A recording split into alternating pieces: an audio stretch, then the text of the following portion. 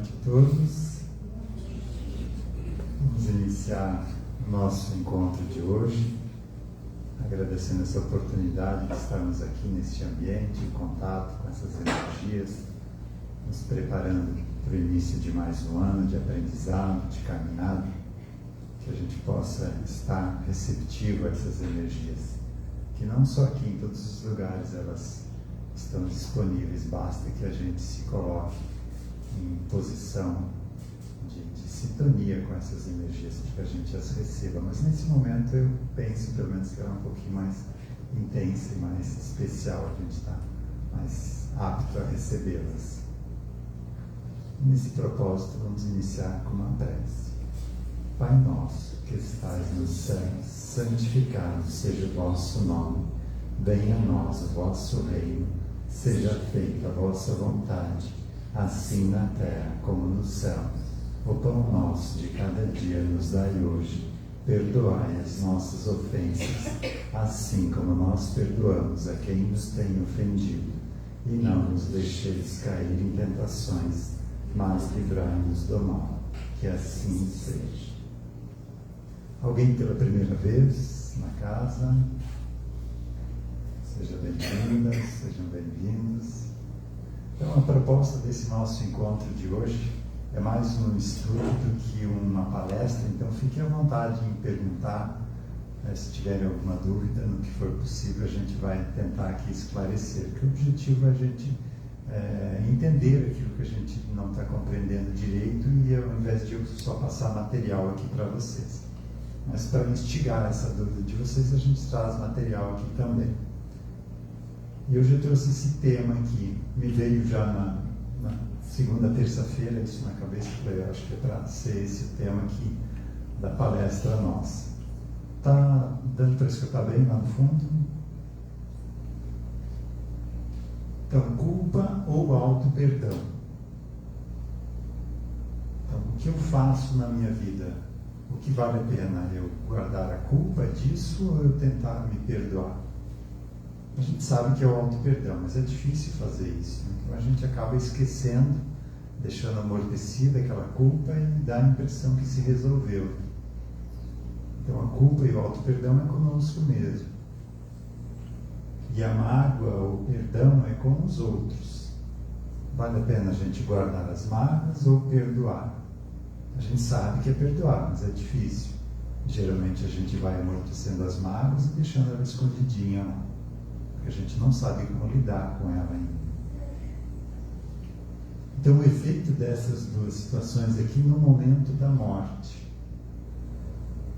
A gente vai trabalhar um pouquinho esse tema hoje.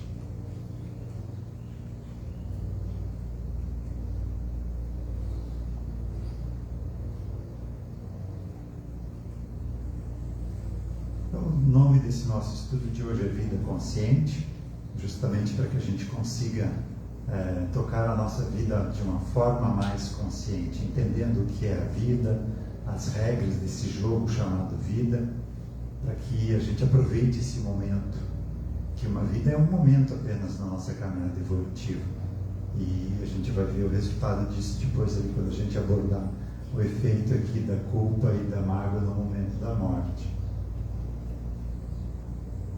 Então, o propósito nosso aqui é conhecer essas regras do jogo, vida, e conhecendo essas regras, a gente vai ver que precisa mudar alguma coisa, ou algumas, ou muitas coisas.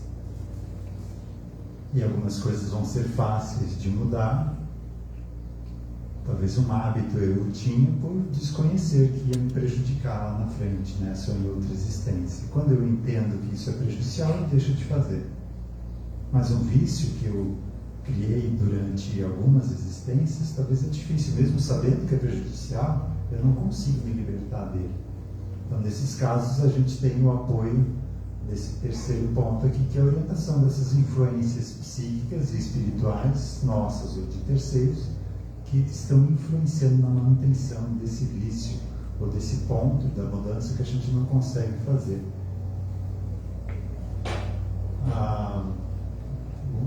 O Espiritismo fala em reforma íntima, né? É o mesmo lá dos gregos, lá, né? Conhece-te a ti mesmo. Para a gente se reformar intimamente, a gente precisa entender que está mexendo, né? Então precisa se autoconhecer para promover essa reforma íntima. Então são muitos pontos. A gente acha que é pouca coisa, né? Mas quando a gente começa a observar, são hábitos, vícios, culpas, medos, condicionamentos, crenças, conceitos, preconceitos, automatismos, conveniências, verdades. E muitas dessas coisas aqui, desses pontos, a gente nem se dá conta que os tem, porque isso é automático. A gente é desse jeito, cresceu desse jeito e acha que isso é o certo, porque nunca parou para pensar. Então, essa é a nossa proposta, que a gente comece a viver conscientemente esses aspectos. Com relação às leis, todas elas estão enunciadas lá no Evangelho. O Evangelho é um repositório de leis universais. E aqui nos nossos estudos a gente aborda alguns desses aspectos que a gente pode trazer para o nosso dia a dia, para lidar com essas leis. A principal delas é a lei de causa e efeito, e ela está ilustrada em todas as grandes religiões, na ideia de não faças aos outros aquilo que se a ti fosse feito, causar-te a dor. Então essa é a ideia principal. Cada profeta, cada instrutor dessas religiões trouxe da forma como o povo a entendia na época em que foi trazida para a humanidade. Mas a ideia central é a mesma. E Jesus trouxe essa máxima, né? Amar ao próximo como a si mesmo, que resume tudo isso. E aqui da lei de sintonia vibratória, só para a gente dar uma passada rápida, essa aqui é uma pesquisa do Masaru Emoto, um japonês, que fotografou a cristalização da água. A água, ao cristalizar, ao congelar, ela forma cristais de gelo. Então ele formou essa cristalização da mesma água, mas em contato com vibrações, com energias diferentes. E veja a diferença, né, de um agradecimento e de um sentimento de raiva, de ódio. E nós somos 70% água, né? Então não precisa falar mais nada, né? Como a gente precisa cuidar, orar e vigiar. E aqui a gente vai abordar um pouquinho o nosso psiquismo, também nesse tema de hoje com relação à culpa e mágoa. Então o que a gente conhece da gente mesmo é apenas essa pequena parte aqui, e aqui nessa proporção está desproporcional ainda, está muito menor do que isso aqui. O nosso inconsciente é comparado à parte do iceberg que fica submersa, em torno de 95%. E a parte consciente, aqueles 5%, é o que a gente conhece dessa vida, que a gente tem acesso conscientemente. Então, o inconsciente não quer dizer que é inconsciente. O é para nós, que não temos consciência dele, mas ele vibra ativamente e nos influencia ativamente também.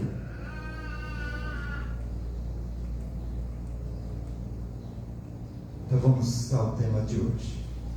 Vocês já ouviram falar, né, que no momento da morte passa o filme da vida inteira, né, durante alguns segundos, né, chamado de retrospectiva, aí no momento do desencarne, né, algumas experiências de quase morte, quase todas elas relatam essa experiência, né, de que a vida passou como um filme rapidamente diante dos olhos.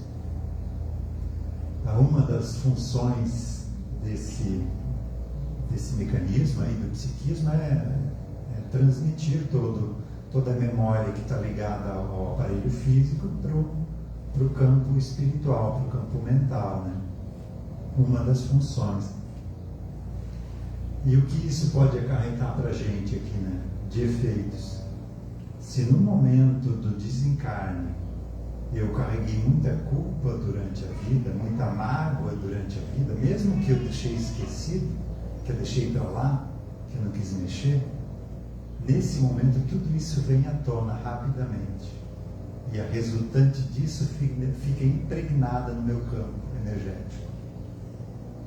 Então, mesmo que eu fui uma boa pessoa uma vida inteira, se eu guardei muitas mágoas ou culpas, ou mesmo que eu não fiz mal para ninguém, mas eu guardei muitas culpas do que eu fiz e não deveria ter feito, para mim mesmo, eu não vou para um lugar bom depois do desencarne. Eu vou ser atraído por essa culpa que ficou impregnada nesse momento para um local de correspondência vibratória, mesmo, igual. Então, olha a importância disso, orar e vigiar de Jesus. Jesus, um dos significados daquela passagem lá, que Jesus falou para você se reconciliar com os inimigos enquanto está a caminho com ele, é isso, é não guardar mágoas, é você perdoar, você pedir perdão para não se sentir culpado também, porque isso influencia no momento do desencarne. E mesmo que uma equipe espiritual queira resgatar você desse momento, você está preso numa fixação mental. E é difícil, você vai ficar algumas décadas ali sofrendo, sem ter necessidade, muitas vezes, por desconhecimento desse mecanismo psíquico que nos rege. Por isso, conhece-te a ti mesmo.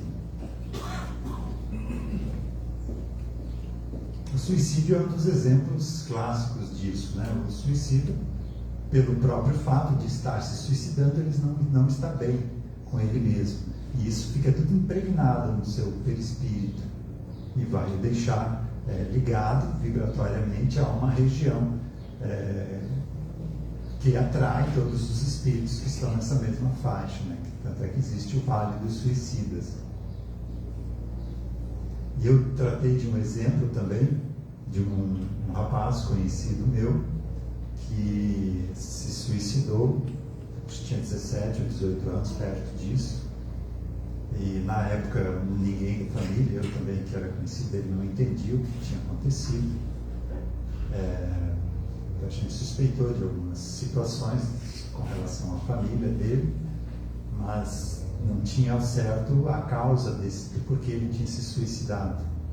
Quando ele se suicidou, eu não trabalhava ainda com captação para atendimento espiritual. E 10, 12 anos depois, já aqui no CEPA, trabalhando no socorro espiritual, apareceu esse jovem para ser socorrido, atendido. Eu não abri a faixa, não. Ele apareceu ali no atendimento, e quando abriu a faixa, por eu talvez conhecer ele, né, eu associei que era esse mesmo jovem. Depois perguntei para ele, ele confirmou. Então era um jovem com uma vida tranquila, nunca fez mal para ninguém, mas tinha a homossexualidade, não soube lidar com isso, não conseguiu se perdoar, se aceitar e se suicidou. Então, mesmo não tendo feito mal para ninguém, ele ficou mais de 10 anos sofrendo no umbral os efeitos desse suicídio. Então, como é importante a gente lidar com o que acontece com a gente, não botar embaixo do tapete. Se aparece algo, trabalhe, trate, resolva.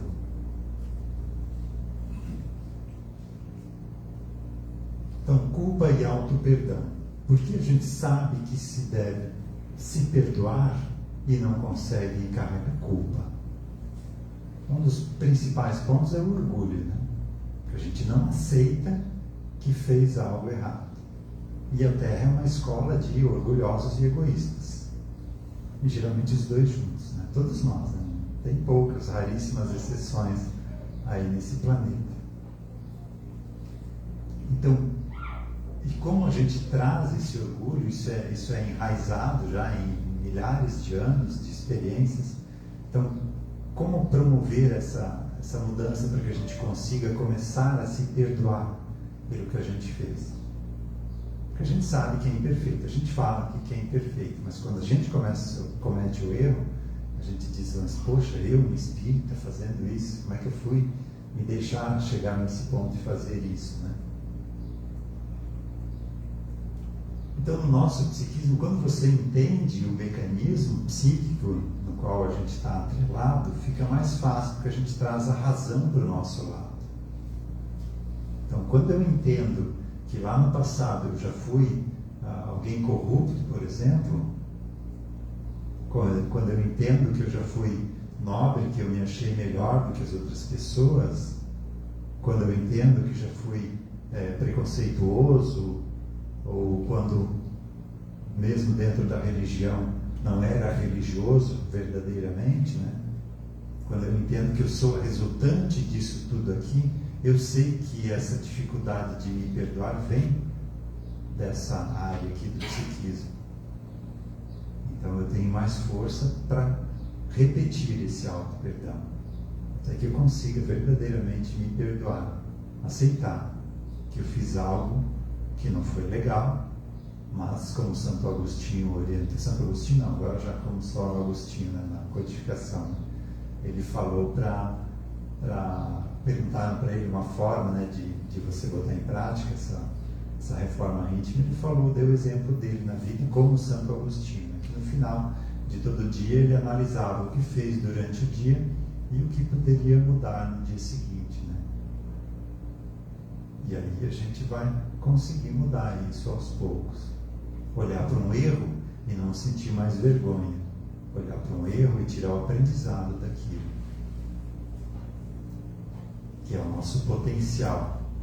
Jesus nos deu esse incentivo, né? Sois deuses, podeis fazer o que eu faço e muito mais. Então a gente tem esse potencial. Então não esquecer do potencial que a gente pode ser e das causas da gente não estar conseguindo botar facilmente essa ideia em prática do auto-perdão.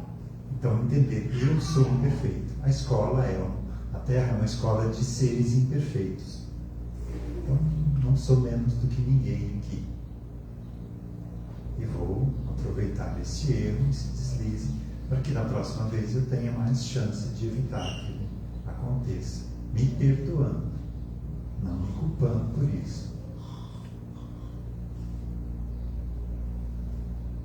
Então, se lá no passado eu já fui corrupto e hoje eu me deixei levar por uma pequena corrupção, porque todo mundo faz, então também não deve fazer mal, porque todo mundo está fazendo.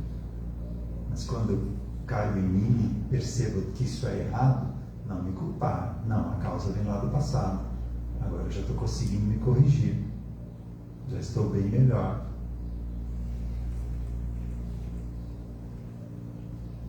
E a mágoa e o perdão também, dessa mesma analogia aqui.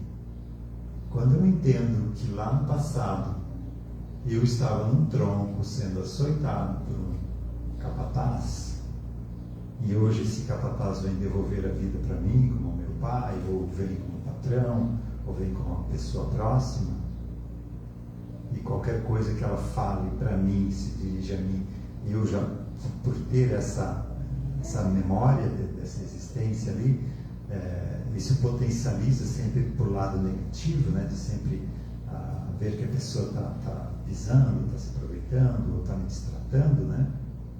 Quando eu entendo esse mecanismo, eu consigo começar a perdoar. Por mais difícil que seja, porque eu entendo que esse alguém é alguém que lá no passado estava me prejudicando e eu trago a reação de toda aquela vida de sofrimento. Mas pela lei de causa e efeito, eu sei que no passado, antes daquela existência, eu estava com o chicote na mão. Então eu sei que vale a pena perdoar, porque senão isso não tem fim. Então eu trago a razão para o meu lado. Eu entendo que é bom perdoar, que eu sou o maior beneficiado de perdoar. E aí a gente insiste, persiste. No início sai falso o perdão. Mas quando você repete isso várias e várias vezes, a gente vai se libertando. E aí você tira o escravo lá do tronco. Porque mesmo que o escravo desencarnou, mentalmente ele está preso lá no tronco ainda sendo chicoteado.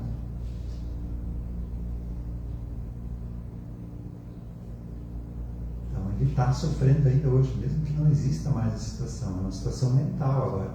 Ele fica revivendo, porque ele desencarnou cheio de raiva daquela pessoa e não podia nem revidar, nem reclamar, porque apanhava mais ainda. Então isso fica impregnado naquela experiência, naquela consciência ali, e fica no nosso espírito isso. E hoje, quando aquela pessoa que estava chicoteando reaparece na nossa existência, tudo isso aflora. Então entender como a gente funciona é mais fácil da gente botar em prática o auto-perdão e o perdão. Eu sempre cito aqui, eu não sei se é um livro ou uma palestra de uma psicóloga, não sei se é psicólogo, é uma terapeuta, e eu acho que é um livro, e o título do livro é o seguinte: se você quiser se vingar, perdoe. Parece contraditório, né? Porque o perdão te liberta daquela situação. E se você não perdoa, você fica cada vez mais atrelado a ela. É uma conexão energética. E quanto mais raiva você tem daquilo, mais vai condensando essa ligação, e vocês vão vir cada vez mais juntos.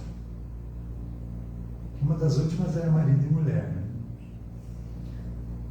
Então, se a coisa está difícil, resolve. Não adianta só separar, porque só está adiando a resolução do problema. Porque vai aproximando. Você está com uma situação com raiva de alguém, você vai aproximar ela para perto de você, vai vir com um amigo. Não resolveu, vai aproximar mais, vai vir como irmão. E assim vai aproximando. Vem como filho, vem como filha, como pai, até resolver. Agora não tem mais, mas antigamente até como gêmeos siameses vinham. É grudado ali para realmente não, para se entender, né? Para não conseguir um para um lado e um para o outro.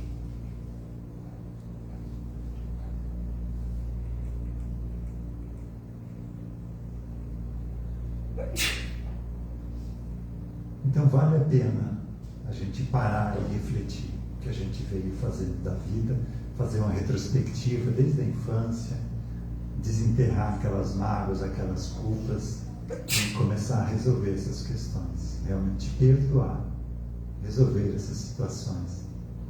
Está difícil, procura um auxílio especializado, um terapeuta, alguém que pode te ajudar a lidar com essas memórias, mas não deixe elas engavetadas não, porque a gente vai só se prejudicar continuando assim. Então a gente está aqui para resolver essas situações. Então, além dos problemas do passado, a gente ainda cria mais empecilhos para ter uma vida melhor na próxima existência. Então vale a pena essa mudança, vale a pena esse autoconhecimento, olhar para dentro de si mesmos. E quando a gente começa a olhar para isso tudo, ver que a gente já fez de tudo lá no passado, porque a história da humanidade fomos nós quem escrevemos. E se a gente olhar, não foi muito boa, né, essa história. Então fomos nós, a gente já fez de tudo nessa vida. Aí fica mais fácil de perdoar o outro que fez algo parecido para a gente. Porque a gente sabe que também já fez. Que a lei de causa e efeito diz que ninguém vai conseguir atingir a gente se a gente não tem esse ponto fraco ali, se a gente também não fez algo parecido. E a gente compreende melhor o outro, convive melhor. A gente sai daquela fixação mental de achar que o outro deve ver a vida como eu vejo também. Entender que o outro é um ser multimilenar, que tem uma caminhada diferente, que pensa diferente, que tem verdades diferentes. E é diferente, e o diferente não é errado. É uma forma diferente de aprender. E a gente viu aí uma explosão nessas últimas décadas, né, de diferenças que antes eram escondidas, né? Justamente para a gente trabalhar com isso, trabalhar com os nossos preconceitos, para a gente respeitar o outro como ele é. Ah, mas eu sei que se ele fizer isso, ele vai sofrer lá na frente. É o aprendizado dele, talvez sofra. Sim, mas ninguém falando para ele vai resolver, ele vai aprender por ele mesmo, pela experiência dele. Se fosse assim, Deus criaria todo mundo perfeito, né? Se falar resolvesse, né? Então cada um tem que conquistar isso. Eu não consigo aprender pelo meu filho, eu posso orientá-lo. E quando ele cometer um deslize, ele vai lembrar dessa orientação e vai gravar aquilo. Como uma criança, se diz para ela não botar o dedo na tomada que vai tomar um choque, né? E ela fica curiosa, o que é esse tal de choque? Até que leva a um. Aí aprendeu, mas ela precisa aprender por ela mesma. E assim com tudo na vida, a gente aprende pela experiência. E a gente aprende muito mais com os erros do que com os acertos. Os acertos apenas consolidam os aprendizados. Então a gente pode errar e não se culpar por isso. Só não ficar repetindo o mesmo erro. Então aprender com eles. Tem tantos erros novos, bons para a gente cometer e a gente fica cometendo os mesmos. Né? Algum comentário? Foi pesado? Mas a gente precisa precisa parar e refletir, fazer essa reflexão na nossa existência. Fica mais leve quando a gente assume essa nova direção na nossa vida. Tanto para levar a nossa vida, quanto para compreender quem está ao nosso lado.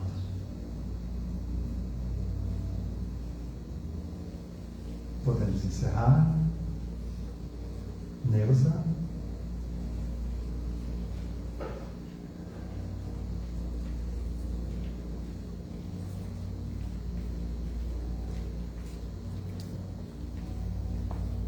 Vamos então aos passes. Fechemos os nossos olhos, nos conectando com o nosso eu divino, com essa energia que permeia o nosso ambiente, vibrando profunda gratidão pela oportunidade de conhecimento que nos permite melhorar o que não está de acordo em nós, o que não nos permite seguir a jornada de forma mais leve e mais consciente. Sintamos essas vibrações nos envolvendo, trabalhando as nossas dificuldades, as nossas dores, as nossas angústias, pedindo aos nossos amparadores que nos auxiliem neste propósito e que, fortalecendo em nós essas proposições, esses propósitos, nós nos tornemos agentes de amor, de luz, de fraternidade, e a partir daí possamos emanar essas vibrações para as nossas casas, nosso trabalho, para todos os lugares por onde andarmos. Sejamos agentes de amor, de luz. Sejamos aquilo que Cristo, Jesus, nos convidou a ser. Fontes de amor.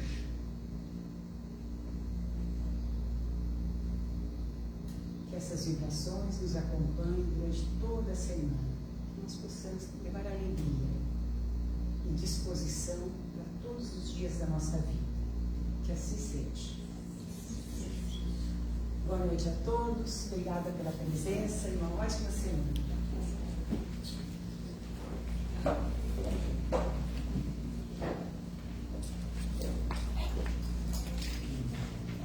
vi 20 anos errado.